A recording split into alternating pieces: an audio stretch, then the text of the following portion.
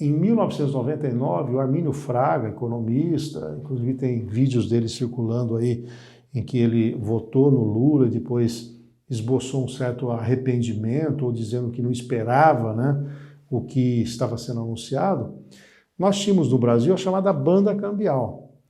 Começou o Plano Real em 1994, o Real realmente tirou a inflação, só que nós tivemos algumas crises, né? Logo na sequência a crise mexicana, do Sudeste Asiático, a crise russa, e em 99 nós temos um choque especulativo da moeda brasileira.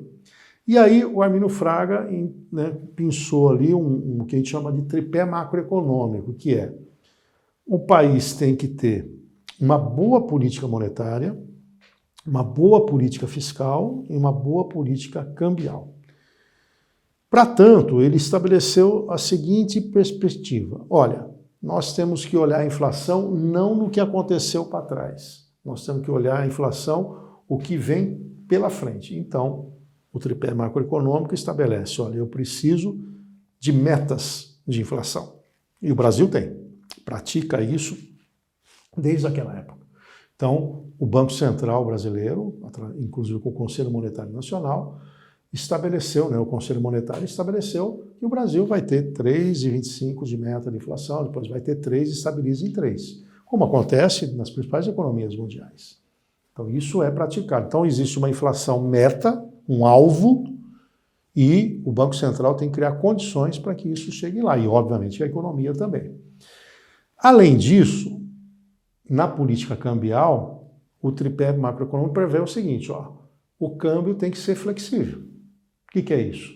Ofertantes e demandantes por moeda estrangeira é que vão estabelecer qual é a taxa de câmbio. Taxa de câmbio é o preço da moeda estrangeira. Então, se o dólar é fixado a 5,30, é porque alguém esteve disposto a comprar por 5,30 e alguém vender por 5,30. Se o Brasil optasse pelo câmbio fixo, dissesse assim: ó, a partir de hoje, $1, R$1, quem banca esse jogo é a autoridade monetária, nesse caso o governo, o Banco Central. Tem que ter reservas, né? Porque se eu for comprar dólar com R$1, tem que ter dólar para ofertar. E se não tiver, o mercado vai falar: peraí, tem alguma coisa errada. Eu quero comprar o dólar por R$1, mas não tem quem venda. Países que adotaram o câmbio fixo bancaram o jogo e se deram mal. Então, o câmbio flexível permite essa interação entre compra e venda. Ah, mas o Banco Central nunca vai intervir? Vai. Quando? Quando houver um desarranjo nesse câmbio. E quando acontece o desarranjo? Ora, a cotação estava a 5,30 e por qualquer fato, ou econômico, ou político, ou qualquer coisa da natureza, o dólar naquele dia, por exemplo, sai de 5,30 para 5,70 e permanece. Ou então estava em 5,30 e cai para 4,80. O Banco Central vai dizer: opa, peraí, esse desarranjo eu preciso agir. Como é que ele age? Vendendo dólar no mercado à vista, então ele pega das reservas cambiais, se a ideia é cair a cotação, pega os dólares, ou compra dólar, se a ideia é aumentar a cotação. Ou ele pode lançar títulos públicos, que a gente chama de swap, ele troca um título público lastreado em taxa de juros, por exemplo, taxa Selic, e oferta em dólar. De tal maneira que ele está falando para o investidor: olha, meu amigo, você está nervoso achando que o dólar vai disparar? Eu te pago a variação do dólar e te dou mais uns juros em cima disso. Então, o câmbio no Brasil é flutuante, mas o Banco Central é vigilante para observar se há um desarranjo ou não.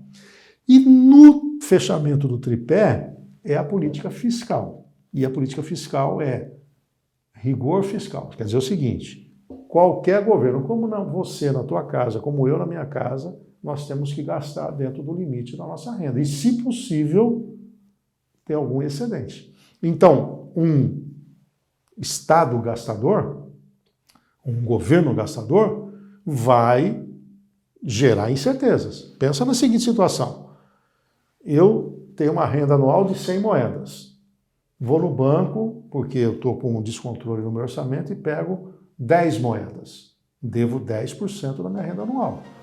Não faço a lição de casa e no mês seguinte eu pego mais 10 moedas. Eu vou pagar os juros mais 10, vou para 20. Vou dever 20% da minha renda anual. No mês seguinte eu continuo 30%. Vai chegar uma hora que a instituição financeira fala: opa, eu não vou te dar mais dinheiro não, porque o seu nível de risco está muito alto. E normalmente essa pessoa vai para a agiota, que é o quê? O preço pelo risco.